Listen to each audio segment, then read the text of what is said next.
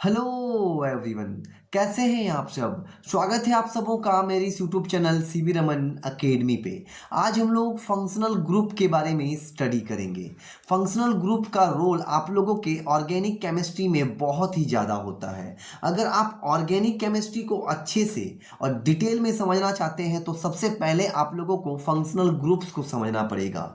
आप जब कभी भी ऑर्गेनिक केमिस्ट्री पढ़ते हैं आपने वहाँ पे ज़रूर देखा होगा इस प्रकार का ग्रुप्स आप लोगों का ऑर्गेनिक कंपाउंड में जुड़ा रहता है। जैसे कि कभी कभी आप CONH2 किसी ऑर्गेनिक कंपाउंड में देखते हैं, कभी कभी आप देखते हैं OH, कभी कभी आप देखते हैं COOH, कभी आप देखते हैं NH2, कभी आप देखते हैं CHO।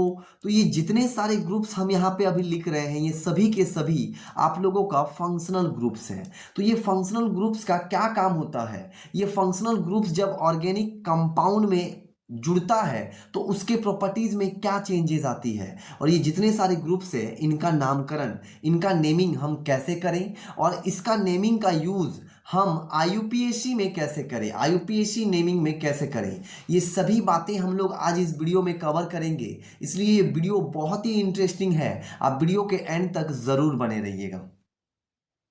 सबसे पहले आप फंक्शनल ग्रुप्स का डेफिनेशन को ध्यान से पढ़िए।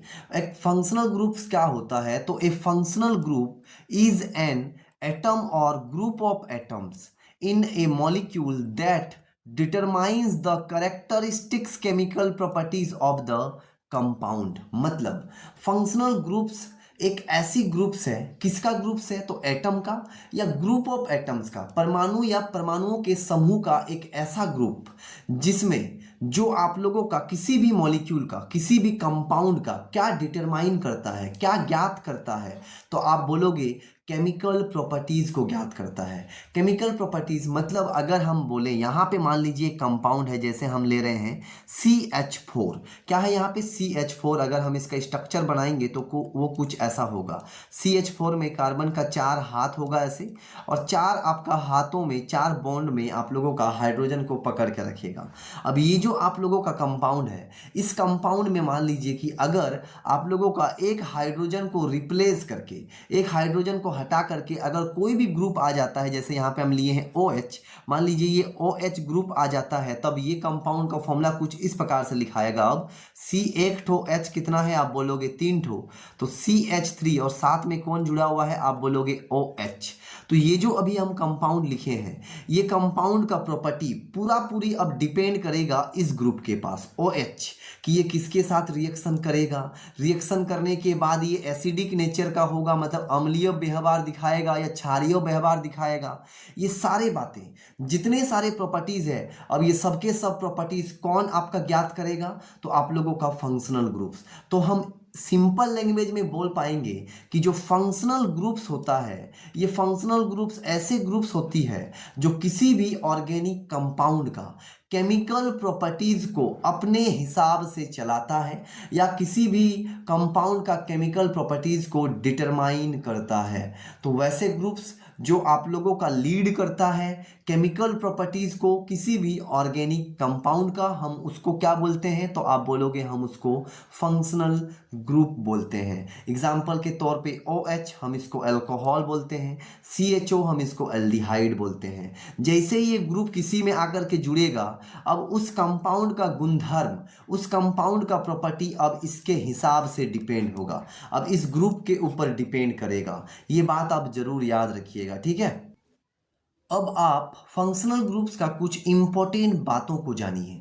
फंक्शनल ग्रुप्स का जब हम IUPAC नेमिंग में यूज़ करते हैं, तब वहाँ पे हम IUPAC नेमिंग में फंक्शनल ग्रुप्स का 2 नाम यूज़ करते हैं, पहला प्रीफिक्स और दूसरा सफिक्स। देखिए यहाँ पे कुछ लिखा हुआ है कि आप प्रीफिक्स कब यूज़ करिएगा, जब आपका फंक्शनल ग्रुप मेन ग्रुप नहीं होगा। मतलब आप उस फंक्शनल ग्रुप का प्रीफिक्स यूज़ करिएगा जो आप लोगों का मेन नहीं होगा, और आप उस फंक्शनल ग्रुप का सफिक्स यूज़ करिएगा जो आप लोग का मेन फंक्शनल ग्रुप्स होगा। अब बात यहाँ पे आप इतना तो जानते ही हैं कि प्रीफिक्स का मतलब नाम के पहले लगेगा और सफिक्स का मतलब नाम के बाद में लगेगा। अब आप ये कैसे पहचानोगे कि जो फंक्शनल फंक्शनल ग्रुप है वो आपका मेन फंक्शनल ग्रुप है भी या नहीं भी। अगर मेन फंक्शनल ग्रुप नहीं होगा तो प्रीफिक्स लिखेंगे उसका नाम में, और अगर आपका मेन फंक्शनल ग्रुप्स होगा तो उसके लिए हम क्या लिखेंगे, सफिक्स लिखेंगे।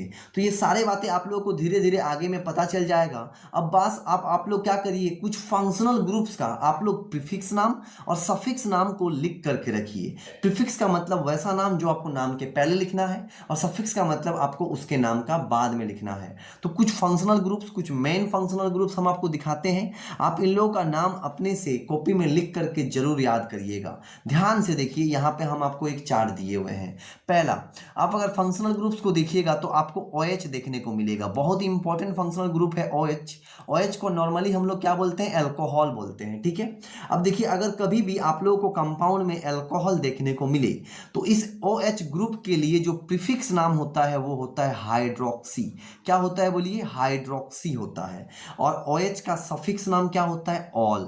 OH का सफिक्स होता है ऑल।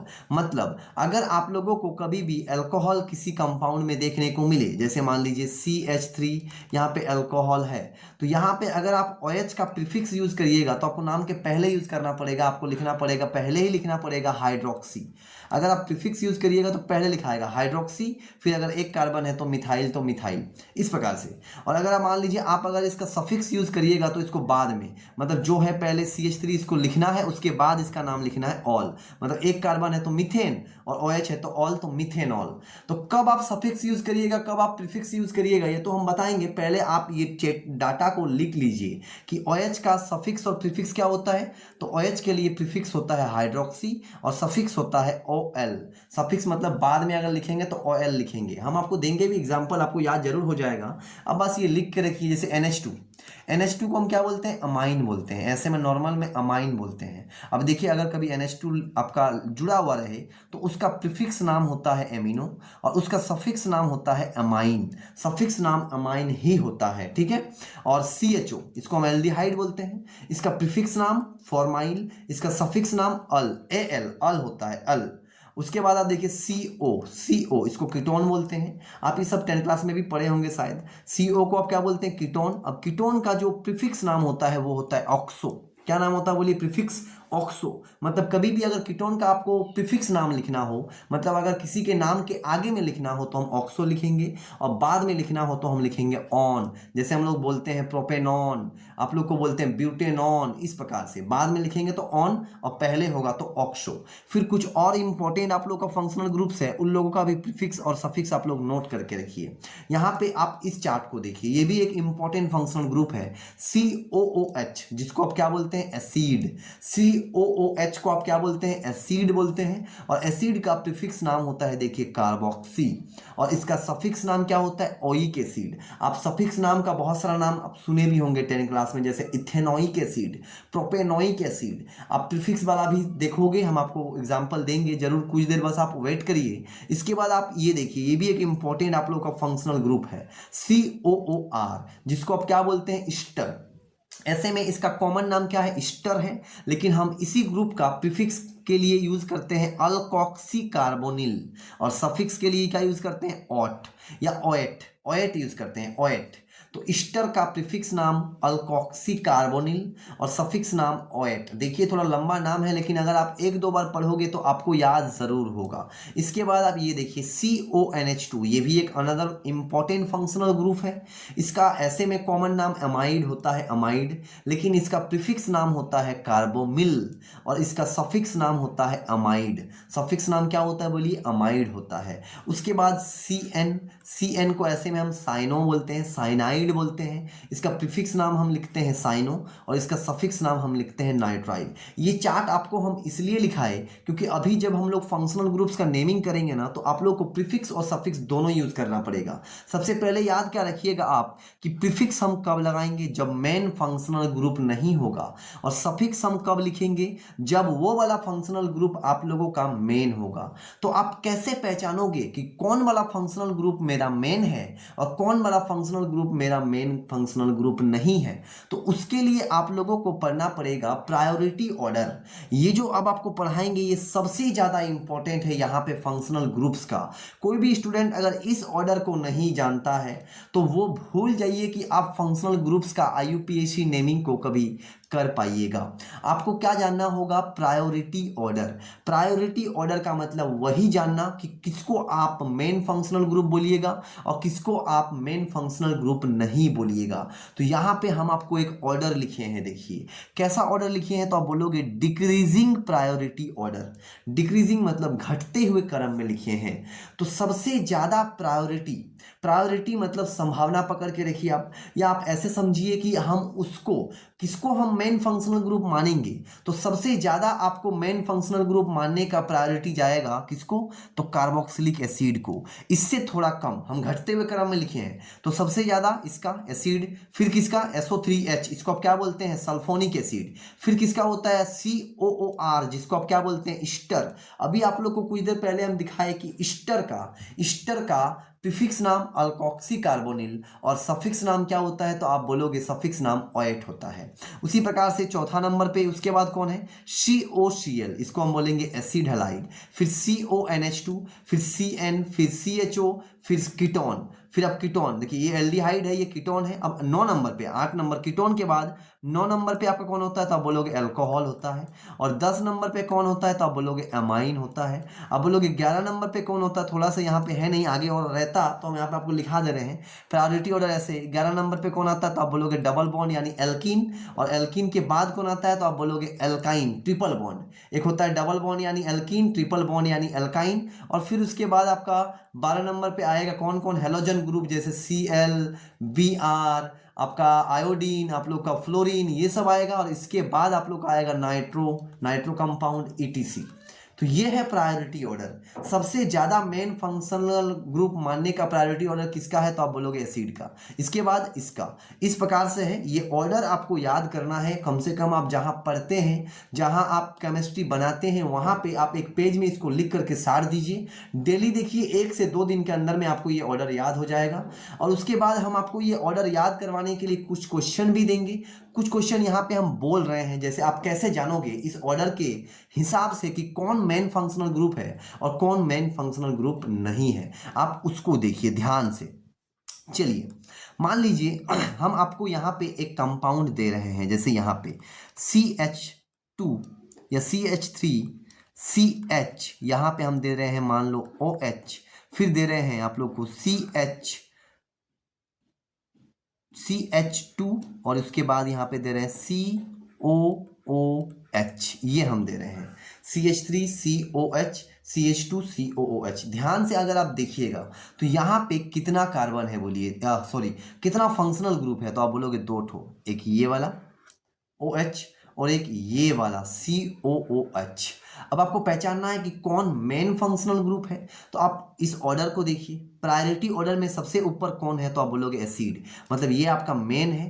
तो ये आपका मेन नहीं है, मतलब ये आपका मेन फंक्शनल ग्रुप है, मेन ये वाला कौन? तो COOH, ये आप लोगों का मेन फंक्शनल ग्रुप है और ये आपका मेन नहीं है। मतलब हम इसका यूज करेंगे सफिक्स। सफिक्स का मतलब बोलिए COOH। एसिड का सफिक्स क्या बताए थे? तो आप बोलोगे ओइक एसिड।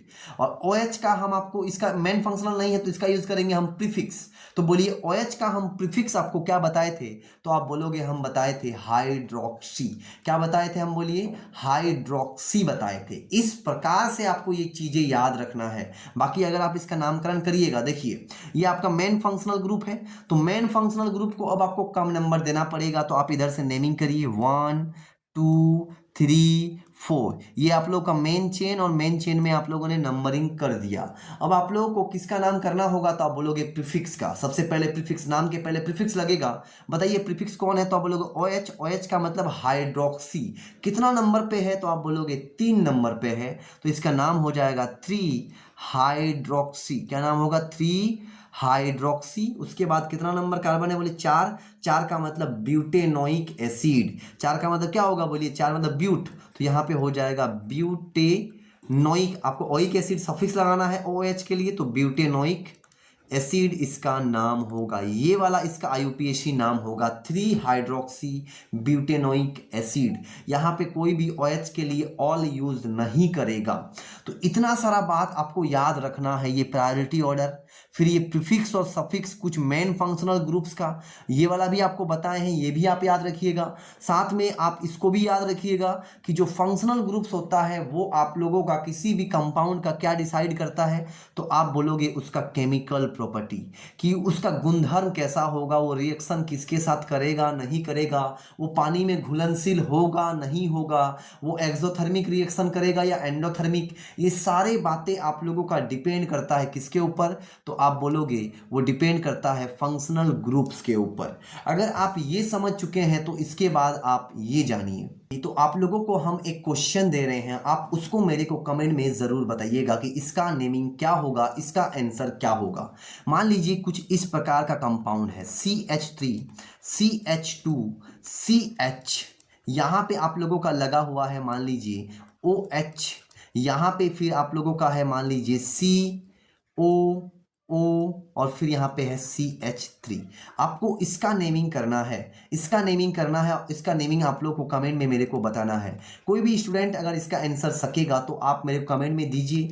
इस वीडियो के बाद मैं आप लोगों को बहुत सारा IUPAC नेमिंग को प्रैक्टिस करने के लिए फंक्शनल ग्रुप जिसमें लगा हुआ रहे, हम आप लोगों को क्वेश्चन लाएंगे, कम से कम 20 क्वेश्चन, कम से कम 25 क्वेश्चन आप लोग को करवाएंगे, जहां से आप लोग ऑर्गेनिक केमिस्ट्री में फंक्शनल ग्रुप्स का नेमिंग इजीली बना पाओगे। तो चलिए, अगर वीडियो पसंद आई होगी तो वीडियो पे लाइक, वीडियो पे एक कमेंट और वीडियो को अपने दोस्तों पे शेयर करिएगा।